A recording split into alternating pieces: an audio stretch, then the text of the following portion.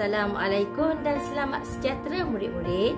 Pada hari ini kita akan belajar satu lagi tajuk yang cukup penting, iaitu tentang tanda baca. Jom kita belajar bersama-sama. Tanda baca ialah simbol yang digunakan dalam sesuatu bacaan. Tanda baca diletakkan di tempat-tempat yang tertentu berdasarkan kesesuaian ayat. Antara tanda baca yang akan murid-murid pelajari pada hari ini ialah pertama, huruf besar, yang kedua, tanda noktah atau tanda titik, yang ketiga, tanda koma, yang keempat, tanda tanya ataupun tanda soal, yang kelima, tanda seruan, yang keenam, tanda sempang, dan yang terakhir, tanda pengikat kata. Tanda baca yang pertama kita akan pelajari ialah huruf besar. Huruf besar digunakan bagi huruf pertama dalam sesuatu ayat. Contoh, adik sedang bermain bola di padang. Adik A ditulis dengan huruf besar. Contoh yang kedua, emak sedang memasak di dapur. Huruf I ditulis dengan huruf besar. Huruf besar juga digunakan pada huruf pertama untuk kata nama khas. Contoh, Kamal akan pulang ke Melaka pada minggu hadapan. Okey, murid-murid teliti perkataan Kamal, K ditulis dengan huruf besar dan M untuk Melaka ditulis dengan huruf besar kerana kedua-duanya merupakan kata nama khas. Contoh kedua, nama guru saya ialah Cikgu Yuhanisa. C dan Y ditulis dengan huruf besar kerana merupakan kata nama khas untuk manusia. Tanda baca kedua yang akan kita pelajari ialah tanda titik atau tanda noktah. Tanda titik digunakan untuk mengakhiri ayat. Contoh, Hafiz membeli telefon jenama Vivo. Di dalam ayat ini, tanda titik diletak di belakang perkataan Vivo. Tanda titik juga digunakan pada sikatan kata atau ungkapan umum. Untuk Y, A, B ialah singkatan untuk yang amat berhormat. Selain itu, tanda titik juga digunakan untuk menulis tarikh. Contoh, 20.3.2020. Yang keempat, tanda titik digunakan untuk menunjukkan angka perpuluhan. Contoh, 10.3 dan 4.5. Yang terakhir, tanda titik digunakan sebelum tanda penutup kata dalam cakap ajuk. Contoh, kata emak, seluar itu masih basah. Seterusnya, kita akan belajar pula tentang tanda koma. Tanda koma menandakan tempat berhenti sebentar ketika membaca kumpulan perkataan. Tanda koma digunakan untuk beberapa keadaan. Pertama, tanda koma digunakan untuk memisahkan lebih daripada dua unsur dalam ayat. Contoh, Fatimah membeli sayur, ikan, sotong dan daging di pasar. Contoh kedua, Aidil membeli pen, buku, pembaris dan pemadam.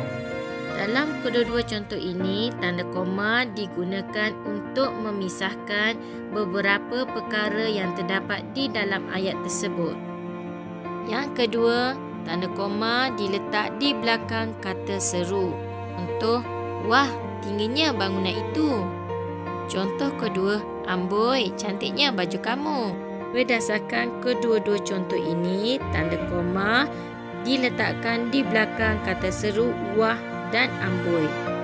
Yang ketiga, tanda koma digunakan untuk memisahkan ayat-ayat kecil daripada ayat induk.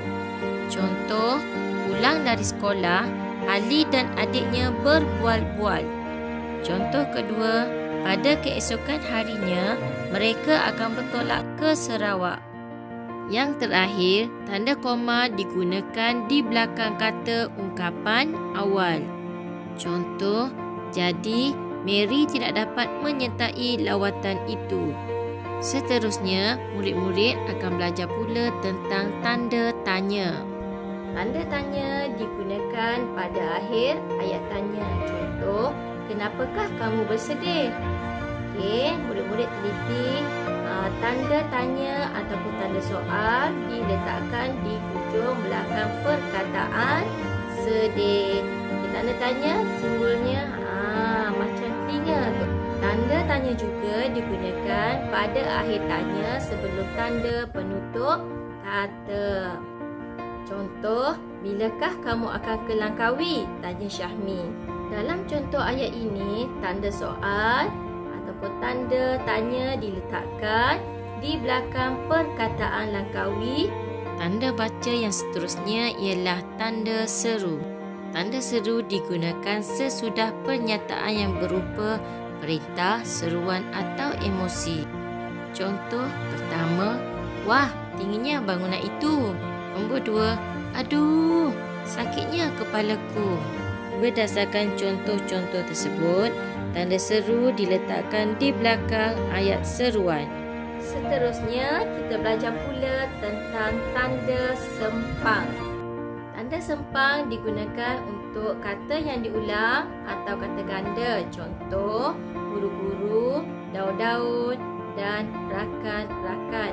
Dalam perkataan tersebut, murid-murid lihat tanda sempang diletakkan di tengah-tengah perkataan.